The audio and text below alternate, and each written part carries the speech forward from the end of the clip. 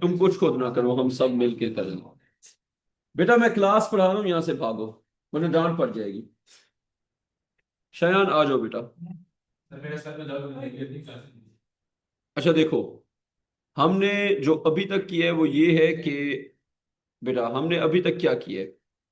A ball of mass 200 gram hits a bat, ये हमने कल किया था। And with a bat with speed 20 metre per second and rebounds on same path, ये कल एक क्वेश्चन किया था। और अभी हम क्या कर रहे हैं, Newton second law of motion, force is rate of change of momentum, इसकी कल की थी एग्जांपल्स। ठीक है, अब मेरा आपसे जो कल से रिलेटेड एक सवाल है, F is equal to delta P over delta T, will calculate average force और इंस्टेंटेनियस फोर्स फॉर यू। यार इसका आज कोई मसला आया हुआ है, अगर तुम कहते हो तो मैं ट्राई करता हूँ एक बार। हाँ हाँ, मैं रेजोल्यूशन चेंज करूंगा, उससे आई थिंक हो जाएगा। बच्चों एक सेकंड, ये जरा हमारा प्रोजेक्टर का कोई मसला है, ये जरा हम हल कर लें। बड़ा हो तो मुझे बताना है। अभी सारे चेक करेंगे ना, अब बहुत सारे ऑप्शंस हैं, तो सारे ऑप्शन चेक कर रहे हैं। एक सेकंड रुको। एक ये ऑप्शन है, हुआ है बड़ा। अच्छा इसका मतलब है, अच्छा ये अभी हुआ है। अब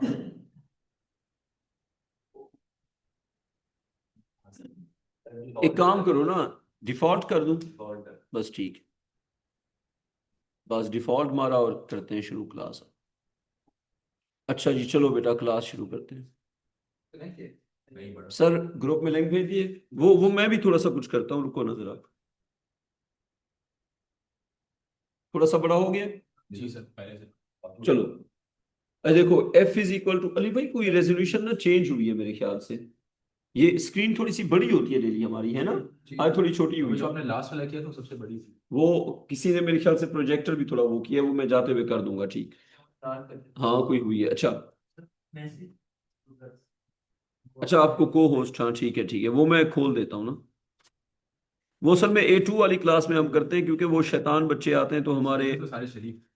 ये तो सारे शरीफ बच्चे हैं सर, अब आप कर सकते हैं। अच्छा बच्चों, बच्चों F is equal to delta P over delta T is average force या instantaneous force? Is average force. Average force, ये हमें बता दिया एवरेज फोर्स, ठीक। अच्छा अब हम चलते हैं थोड़ा सा आगे।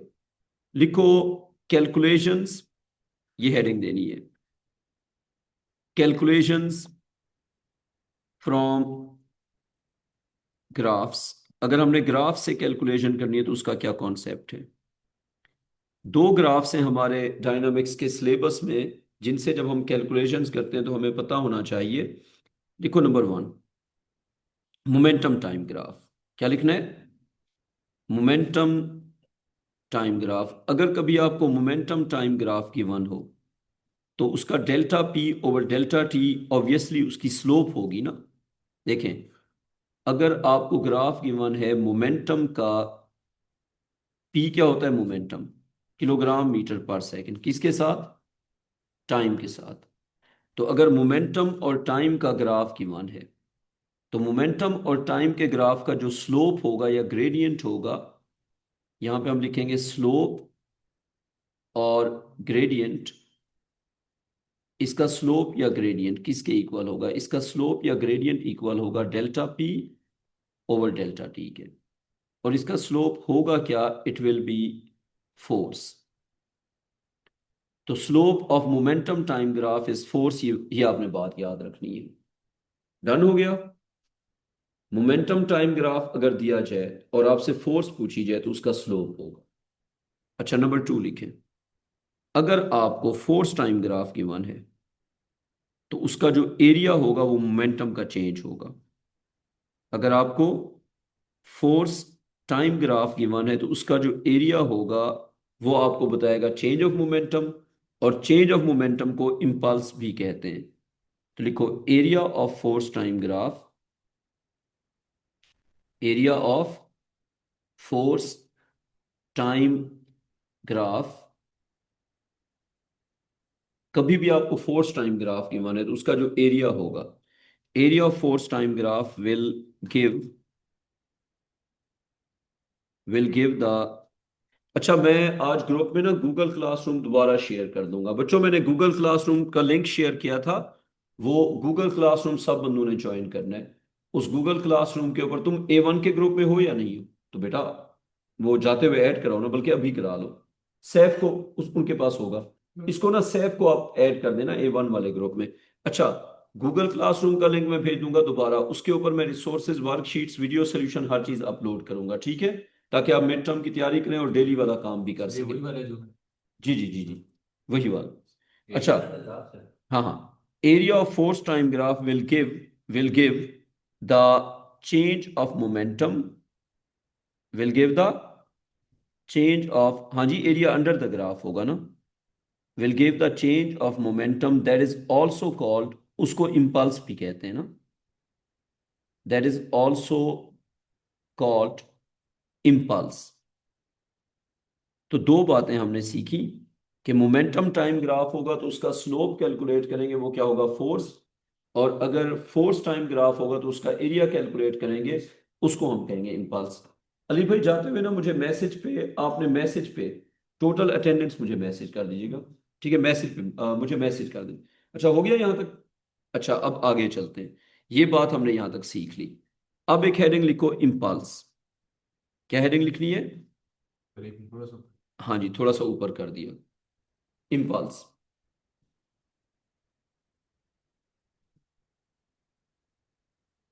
सर इन दोनों सिचुएशन में टाइमिंग है वो एक्स एक्सिस पे रहेगा। टाइम एक्स एक्सेस पे होगा हमेशा। इसकी एग्जांपल्स करेंगे आगे। सीरियस हो जाओ, अभी ओ लेवल नहीं चल रहा। अच्छा, फिर आप हेडिंग दो, इम्पल्स। इम्पल्स को हम डिफाइन करेंगे, इम्पल्स होता है चेंज ऑफ मोमेंटम, लेकिन इसकी जो एग्जाम डेफिनेशन है वो होती है, इट इज प्रोडक्ट, लिखो, it is product of force and time. Force और टाइम का जो प्रोडक्ट होता है वो क्या होता है, इम्पल्स होता है। तो नीचे लिखो, impulse is equal to force और टाइम का प्रोडक्ट, फोर्स इनटू टाइम। लिखो, impulse is actually change of momentum. तो चेंज ऑफ मोमेंटम को ही इम्पल्स कहते हैं। Impulse is actually change of momentum.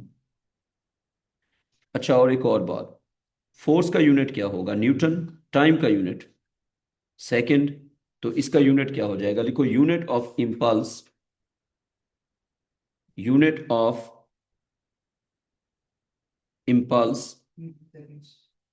Is Newton second. बेटा इम्पल्स का यूनिट होता है न्यूटन सेकंड, ठीक है? न्यूटन सेकंड के अलावा दूसरा क्या हो सकता है, चेंज ऑफ मोमेंटम का किलोग्राम मीटर पर सेकंड, दोनों यूनिट हम चला सकते हैं। किलोग्राम मीटर पर सेकंड भी चल सकता है और न्यूटन सेकंड भी चल सकता है। लिख दिया यहाँ तक? अच्छा, अब हम चलते हैं जी इसके आगे। इम्पल्स को हमने डिफाइन कर दिया।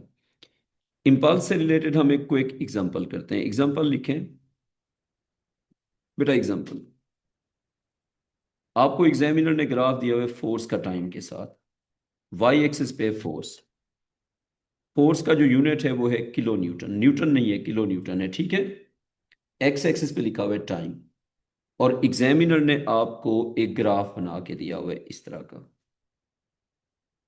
अच्छा, अब इस ग्राफ में यहां तक जो टाइम है ये है 3.0, और यहां तक जो टाइम है वो है 6.5। पहले टाइम कितना है, 3.0, फिर टाइम कितना है, 6.5। और जो ग्राफ का पीक है वो है 4.5 पे। ग्राफ का पीक कहां पे, 4.5 पे। इसको कह दो फिगर 1। लिखो, figure 1 shows N accelerating force. Force accelerating भी हो सकती है और डिसलरेटिंग भी हो सकती है। Figure 1 shows an accelerating force that that acts figure 1 shows an accelerating force that acts on a vehicle for कितना टाइम, फॉर 6.5 सेकेंड्स। ठीक है, क्वेश्चन का first part, calculate impulse, calculate impulse. अब आप मुझे बताएं इम्पल्स क्या होता है। इम्पल्स होता है चेंज ऑफ मोमेंटम या फोर्स इनटू टाइम, लेकिन अगर फोर्स वेरिएबल है फिर फोर्स इनटू टाइम नहीं होगा, फिर एरिया होगा। ठीक है ना, तो लिखो, since since the force is constant या variable, variable. Since the force is variable, since the force is variable, area area of force time graph, area of force time graph, जब भी फोर्स वेरिएबल होगी क्या करेंगे, area calculate करेंगे। अच्छा, area of की जगह वो जो मैमून कह रहे हैं वो बात ज्यादा बेहतर है, एरिया अंडर यहां पे बेहतर वर्ड होगा। Area under the graph, area under the graph will be the impulse. और मेरे ख्याल से ये ट्रायंगल बन रही है, आपका क्या ख्याल है? तो एक बना लो, दो क्यों बनानी है? दो बना लो, एक बना लो, मर्जी है, लेकिन एक क्यों नहीं? 1/2 इंटू बेस इंटू हाइट।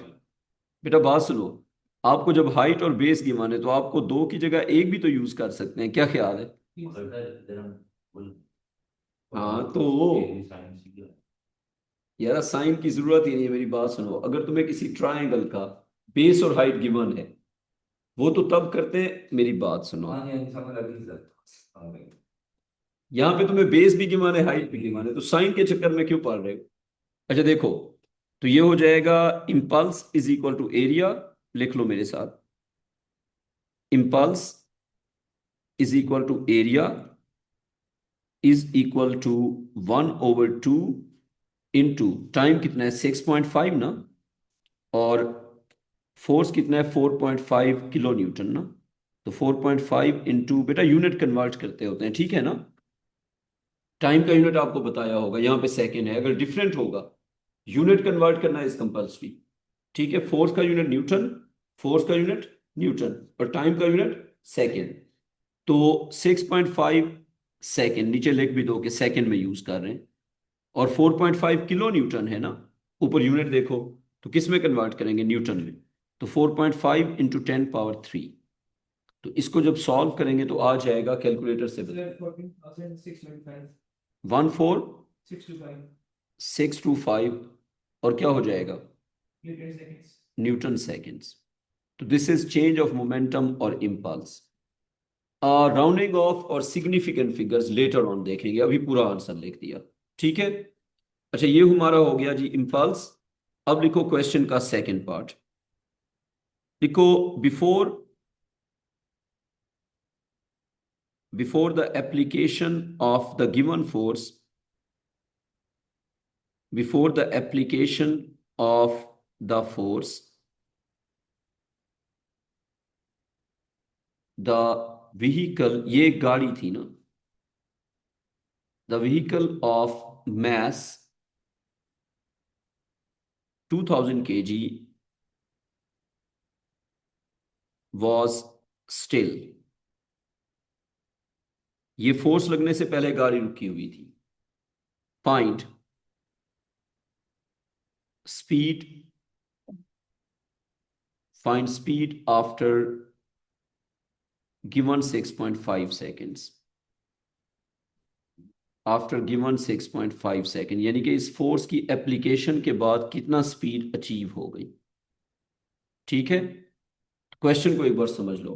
गाड़ी का मैस आपको गिवन है ना, तो आपने ये बताना है कि अगर फोर्स लगने से पहले गाड़ी स्टिल थी, तो फोर्स लगने के बाद उसने कितना स्पीड अचीव कर ली।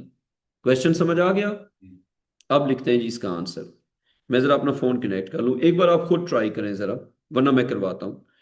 अब बात यह है कि आपके पास इंपल्स है। इंपल्स क्या होता है, चेंज ऑफ मोमेंटम। क्या मैं कह सकता हूं कि गाड़ी का शुरू वाला मोमेंटम जीरो होगा, यस और नो? गाड़ी का शुरू वाला मोमेंटम जीरो होगा, बताओ क्यों? क्यों होगा जीरो? क्योंकि रेस्ट पे थी। कोई चीज जब रेस्ट पे होती है तो उसका शुरू वाला मोमेंटम क्या होता है, जीरो होता है।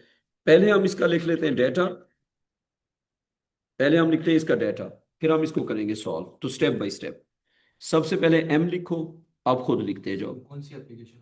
उसके बाद यू लिखो, ये जो फोर्स का ग्राफ की वन है, यही फोर्स लगी है ना। हाँ, तो इस मैक्सिमम 4.5 की बात करें या शुरू से बात करें? थ्रू आउट सारी फोर्स की बात करें, पूरा प्रोसेस, पूरे प्रोसेस की बात कर रहे हैं ना। अच्छा, एम लिखा, यू लिखा, वी लिखा, ठीक है। उसके बाद हमने क्या बताना है जी, डेल्टा पी हमने कैलकुलेट किया हुआ है और डायरेक्शन का चेंज नहीं हुआ। एम जो है गाड़ी का वो है 2000 kg। अच्छा, यू जो है वो है 0 मीटर पर सेकेंड। वी जो है वो हमें खुद नहीं पता, फाइंड करना है। और डेल्टा पी जो है, डेल्टा पी जो है वो हमारे पास है कितना जी, 14625। और यूनिट उसका क्या है, न्यूटन सेकेंड। अब अगर हम फार्मूला लिखते हैं, अच्छा डेल्टा पी और इम्पल्स एक ही चीज होती है, ठीक है ना। तो अब अगर हम लिखेंगे impulse is equal to delta p is equal to m times final velocity minus M times initial velocity. तो final momentum minus initial momentum. तो अब इम्पल्स जो है या चेंज ऑफ मोमेंटम जो है वो हो गया 14625। एम की जगह 2000, final velocity to be calculated, m की जगह 2000, initial velocity 0, 0 into anything is 0। तो 2000 वी इज इक्वल टू 14625, ठीक है। और डिवाइड किससे हो जाएगा फिर ये बाद में, 2000 से। तो 14625 ओवर 2000 क्या आ गया, 7.3125, और यूनिट हो जाएगा मीटर पर सेकंड। कॉपी कर लो, फिर आगे चलते हैं। यहाँ पे राउंड ऑफ अभी छोड़ो, राउंड ऑफ, सिग्निफिकेंट फिगर की डिस्कशन बाद में करेंगे। हो गया यहाँ तक, ठीक है। अब एक क्विक क्वेश्चन जिसमें आप थोड़े से ट्रैप हो सकते हैं। एग्जामिनर आपको कुछ क्वेश्चन दे सकता है जो आपके लिए थोड़े से कंफ्यूजिंग होंगे। उनमें से एक क्वेश्चन ये है, अ डिसलरेटिंग फोर्स, थोड़ा तेज लिखना है, अ डिसलरेटिंग फोर्स थोड़ा तेज लिखना है। A decelerating force acts for a certain time, time नहीं बताया हुआ है, for a certain time to cause an impulse of 214799 kilogram meter per second. Mass of the vehicle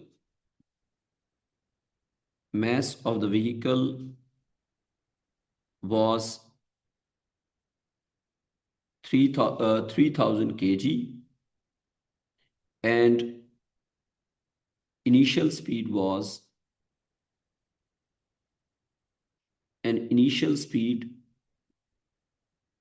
was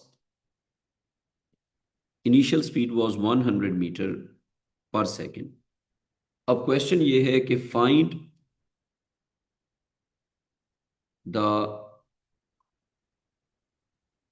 final speed and direction of motion. अच्छा, अब मैं इसमें एक चीज बता दूं, डिसलरेटिंग फोर्स का मतलब होता है force opposite to the motion. और अगर ये फोर्स कंटिन्यूअसली लगती रही है तो देयर आर टू पॉसिबिलिटीज, सुन लो।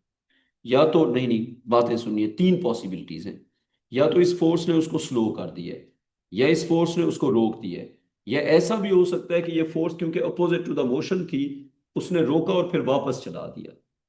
ठीक है ना। तो तीन पॉसिबिलिटीज क्या है कि या तो जो, देखें, डिसलरेटिंग फोर्स का मतलब होता है force opposite to the motion. क्या होता है मतलब, जहां पे भी हो ना डिसलरेटिंग फोर्स, उसका मतलब होता है force opposite to the motion. अब जो opposite to the motion force होती है वो या तो स्लो करती है, या रोक देती है, या फिर रोक के फिर वापस चला देती है। ठीक है। तो अगर फर्ज करें आप फाइनल वेलोसिटी फाइंड करते हैं, you get a negative answer, तो इसका मतलब है कि वो अगर पॉजिटिव आंसर आएगा तो उसी डायरेक्शन में जा रहा है, जीरो आंसर आएगा तो रुक गया, नेगेटिव आंसर आएगा तो इसका मतलब है फोर्स ने इतने टाइम तक एक्ट किया था कि रुकने के बाद भी फोर्स लगती रही थी। अगर रुकने के बाद भी उसी डायरेक्शन में फोर्स लगती रहेगी तो फिर वो अपोजिट डायरेक्शन में चल पड़ेगा। तो देखना पड़ेगा कि क्या होगा। इस क्वेश्चन में एक कॉमन मिस्टेक है जो हो सकती है, वो ये कि इंपल्स का साइन यहाँ पे नेगेटिव होगा, जो आप इग्नोर कर सकते हैं। डिसलरेटिंग फोर्स का इंपल्स नेगेटिव होता है। समझ आ गई बात? If the force is decelerating then the impulse will be negative. करो आंसर, थोड़ा जल्दी करना है।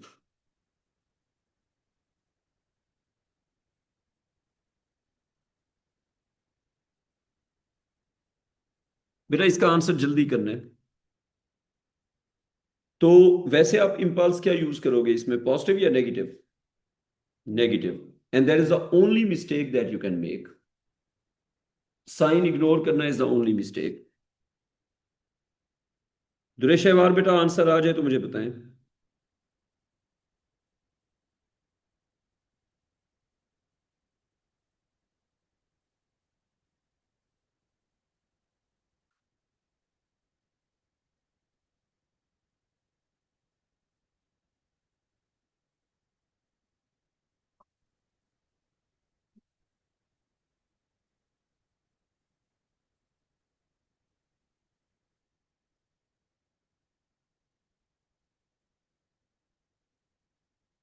हाँ जी बेटा, हुआ किसी का?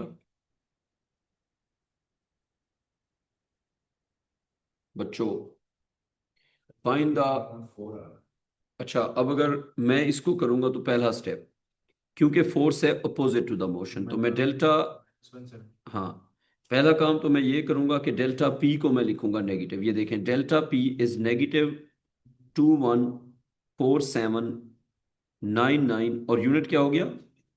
किलोग्राम मीटर पर सेकंड। ये हो गया बेटा डेल्टा पी। और नेगेटिव क्यों लिखा? क्योंकि अपोजिट टू द मोशन। उसके बाद एम जो है वो होगा, मैस व्हीकल का होगा 3000 kg। गाड़ी का मैस क्या हो गया? 3000 kg। इनिशियल स्पीड गाड़ी की है सर हमें क्या अच्छा 100 मीटर पर सेकेंड। हाँ हमें नेगेटिव का इसलिए पता है कि force is opposite to the motion. हाँ अच्छा अब देखो, अब ये बात हो गई 100 मीटर पर सेकेंड। अब वी हमें फाइंड करना है। हाँ जी क्वेश्चन समझ आ गया? सिर्फ डेल्टा पी का नेगेटिव साइन इग्नोर करने से क्वेश्चन रॉन्ग हो जाएगा, अदरवाइज सब कुछ ठीक है। तो delta p is equal to m v minus m u. अच्छा अब रूल क्या बना? डिसलरेटिंग फोर्स का जो, डिसलरेटिंग फोर्स या force opposite to the motion जब होगी तो नेगेटिव उसका इंपल्स नेगेटिव होगा। तो -214799 is equal to 3000 v minus 3000 into u is 100। अब ये इस तरफ आगे प्लस हो जाएगा, -214799 plus 300,000 is equal to 3000 v। तो v becomes -214799 plus 300,000 divided by 3000। इसका ओवरऑल आंसर क्या आ गया? प्लस या negative? positive 28.4 meter per second। So this positive sign shows that it is moving in the same direction or opposite direction? Same direction. So speed is 28.4 meter per second in the same direction. There is no change of direction. It is still moving in the same given direction. There is no change of direction. बेटा ये अभी भी उसी direction में चल रहा है, ठीक बच्चों? अभी भी उसी डायरेक्शन में चल रहा है, there is no change of direction. अच्छा एक क्वेश्चन जो आप एज अ टेस्ट करोगे और जल्दी से करोगे। अच्छा ये लिखो कि अ बॉल, थोड़ा तेज, a ball hits the ground, थोड़ा तेज, a ball hits the ground with 20 metre per second and rebounds on same path, यानी कि जिस पाथ पे हिट किया था, and rebounds on same path with 12 meter per second। Ball ने hit किया 20 मीटर पर सेकंड से और उसी पाथ पे रिबाउंड किया, और किस किस स्पीड के साथ? 12 मीटर पर सेकंड के साथ। mass of the ball mass of the ball is 100 gram, and time of contact between the ball and the ground, and time of contact between the ball and the ground is 3.0 millisecond. The ball remains in contact for 3.0 millisecond. ठीक है, अब लिखो, वो कर लेंगे ना convert. अच्छा, question का first part, find the impulse और change of momentum. Find the impulse और चेंज ऑफ मोमेंटम। बॉल ने जब कोलाइड किया और रिबाउंड किया तो उसका इम्पल्स या चेंज ऑफ मोमेंटम आपने फाइंड करना है। अब फोर्स इनटू टाइम होगा या m v minus m u होगा? कॉमन सेंस क्या कह रही है? क्योंकि फोर्स तो गिवन ही नहीं है। सर रिबाउंड का मतलब डायरेक्शन चेंज हो जाती है। जी जी बेटा, डायरेक्शन चेंज हो गई ना। देखिए, रिबाउंड किया उसी पाथ पे 180 डिग्रीज एंगल हो गया। तो बेसिकली देखें, अगर आप बॉल की ट्रेजेक्ट्री ड्रॉ करेंगे तो पहले बॉल नीचे जा रही है ना, फिर उसने ग्राउंड पे हिट किया और फिर हिट करके उसने रिबाउंड किया। तो बॉल ने पहले ग्राउंड को किया हिट, फिर बॉल ने किया रिबाउंड। तो बताएं हिटिंग स्पीड कितना दी हुई है? हिटिंग स्पीड दी हुई है 20 मीटर पर सेकेंड, और रिबाउंडिंग स्पीड, हाँ जी, हाँ जी, तो हिटिंग स्पीड हो गई 20 मीटर पर सेकेंड और रिबाउंडिंग और स्पीड हो गई। दूसरे उसको माइनस में करेंगे, मतलब प्लस। 12। लेकिन एक बात सुन लो ना, करेंगे, लेकिन पता है क्या बच्चों, डाउनवर्ड्स या अपवर्ड्स में से किसको पॉजिटिव लेना है किसको नेगेटिव लेना है आपकी मर्जी, लेकिन अपोजिट साइन इज कंपलसरी। बेटा, अपवर्ड्स और डाउनवर्ड्स का अपोजिट साइन इज कंपलसरी। फर्ज करें कोई बच्चा इसको ले ले पॉजिटिव और इसको नेगेटिव, और कोई बच्चा अगर इसको पॉजिटिव ले ले और इसको नेगेटिव, दोनों ठीक होंगे। ठीक है ना? पॉजिटिव नेगेटिव आपकी चॉइस, लेकिन एक पॉजिटिव और एक नेगेटिव, तो अपोजिट साइन होना कंपलसरी है। फर्ज करें मैं डाउनवर्ड्स को ले रहा हूं नेगेटिव और मैं अपवर्ड्स को ले रहा हूं पॉजिटिव। अगर कोई बच्चा इसका उलट लेगा वो भी ठीक है। ठीक है, तो डेल्टा पी का जो साइन होगा उसके नंबर नहीं कटेंगे। आधे बच्चों का साइन पॉजिटिव होगा, आधे बच्चों का साइन नेगेटिव होगा। लेकिन साइन को जब फिर इंटरप्रेट करना होगा, जैसे अगर वो कहेगा कि फर्स्ट पार्ट का जो साइन है वो आपको क्या बता रहा है, तो आप अपने कन्वेंशन के अकॉर्डिंगली आंसर करेंगे। जैसे अभी के लिए मेरे हिसाब से जो मैंने साइन लिए हैं, delta P M times V minus M times U. तो delta P equals to, ball का मैस 100 ग्राम, तो कितना? 0.1 kg ना, हम kg यूज करते हैं, 0.1 kg। Final velocity plus 12। अगर मैंने अपवर्ड्स को पॉजिटिव लिया, अगेन 0.1, इनिशियल वेलोसिटी माइनस 20, तो क्या आ जाएगा? ये आ जाएगा 3.2 माइनस, मेरा प्लस है तुम्हारा माइनस, मैंने मैंने अच्छा आपने उल्टा हाँ हाँ। अच्छा, कुछ बच्चों का प्लस होगा कुछ का माइनस। अच्छा, सिर्फ न्यूमेरिकल वैल्यू चेक होगी। वेक्टर के आंसर की सिर्फ क्या चेक होती है? न्यूमेरिकल वैल्यू, साइन चेक नहीं होता। तो चेंज ऑफ मोमेंटम का जो साइन होता है उसके नंबर नहीं करते। मार्क्स स्कीम में प्लस हो या माइनस हो, आपकी न्यूमेरिकल वैल्यू सेम है तो आपको नंबर मिल जाएंगे। समझ आ गई बात? जो डायरेक्शन का साइन होता है उसके नंबर नहीं करते। ठीक है, तो प्लस सर राइट और लेफ्ट में भी कोई काम ऐसा ही नहीं बेटा, नहीं है काम ना, उसका क्या काम है? नहीं है काम। सुन लो ना। अच्छा, 3.2 किलोग्राम मीटर पर सेकेंड, आपका क्वेश्चन हो गया ना? कुरान शरीफ में एक सूरत है, सूरा बनी इसराइल और सूरा बकरा। सूरा बकरा में वो गाय की कहानी है ना। तो एक कौम थी बनी इसराइल, ठीक है। उनको अल्लाह ताला ने कहा कि आपने गाय को ज़िबा करना है, ठीक है, फिर आपको कोई राज है वो पता चलेगा। उन्होंने कहा कलर बता दो।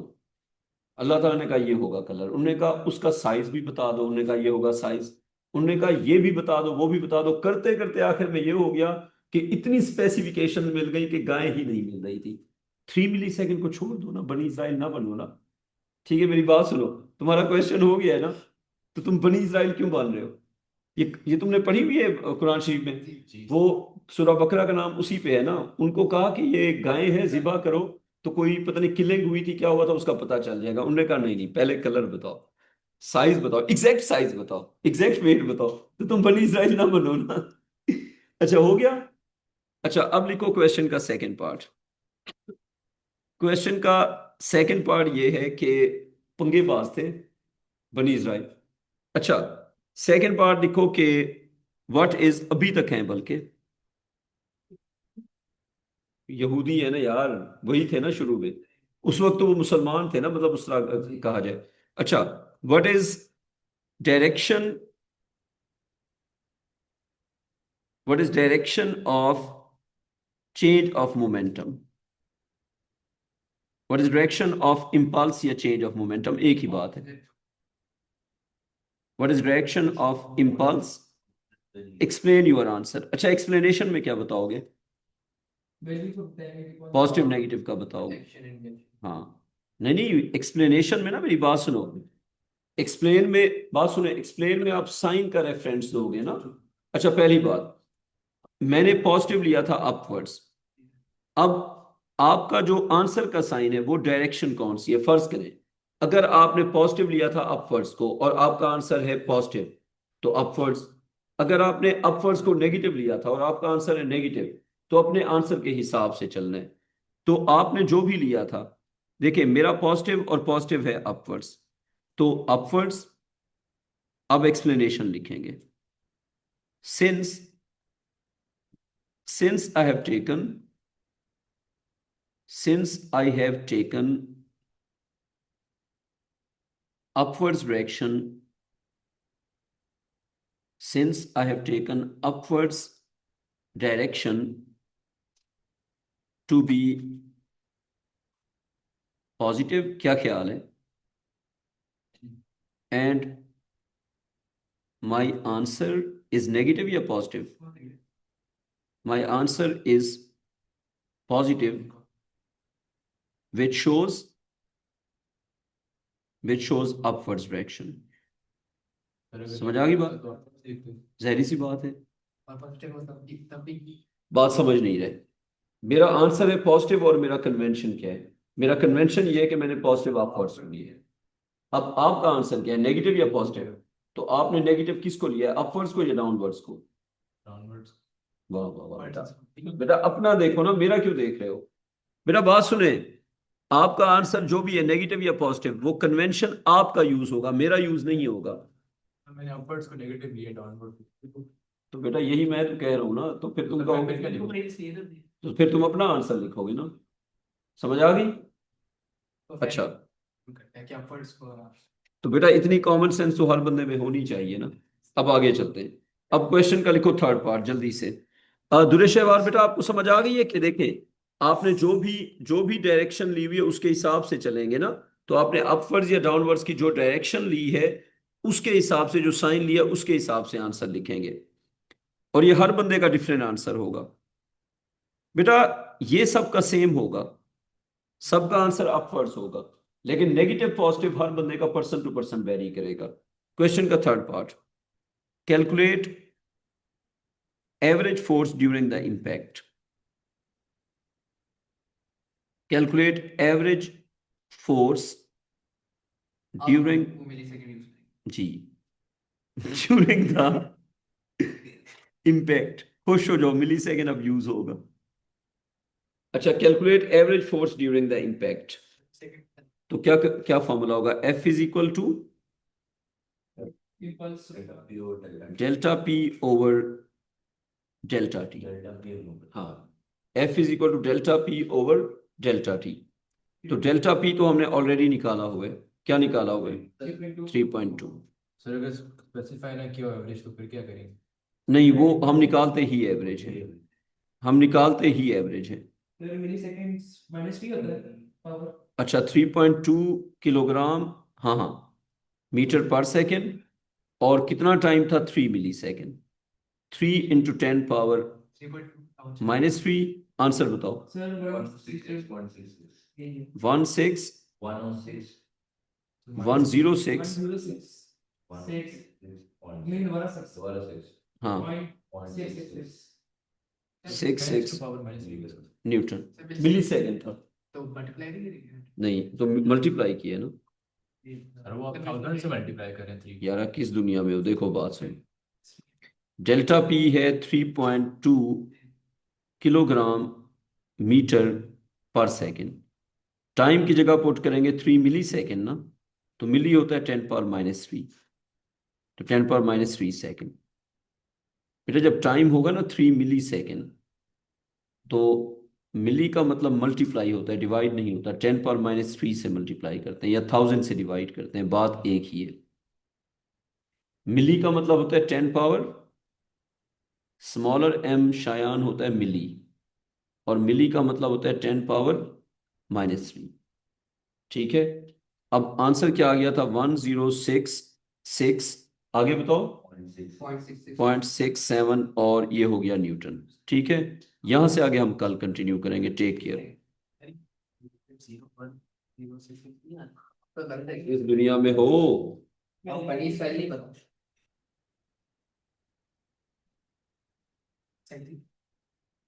अच्छा 1 second is 1000 millisecond मुझे लगा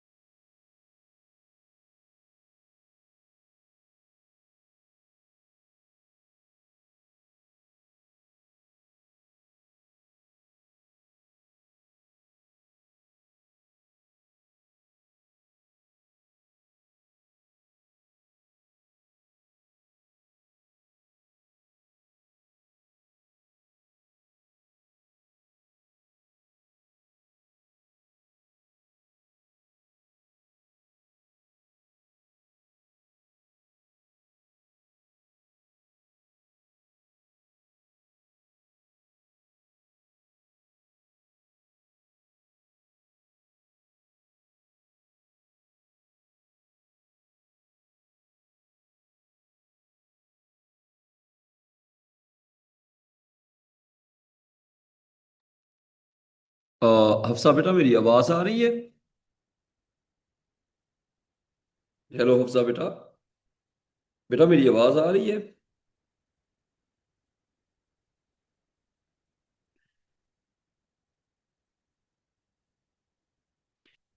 ओके बेटा हफ्सा, मैं आपको ना को होस्ट बना रहा हूँ, तो कोई बच्चे हैं तो बल्कि रुक जाएं जरा, मैं पहले लिंक शेयर कर दूं।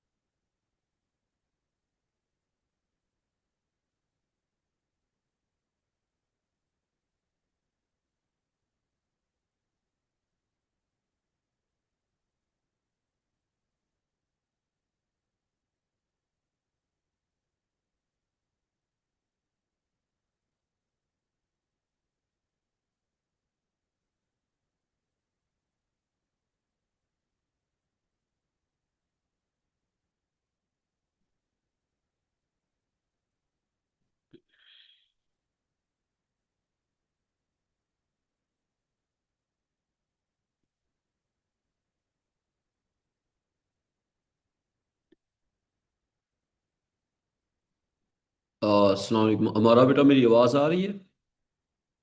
जी सर। ठीक है बेटा।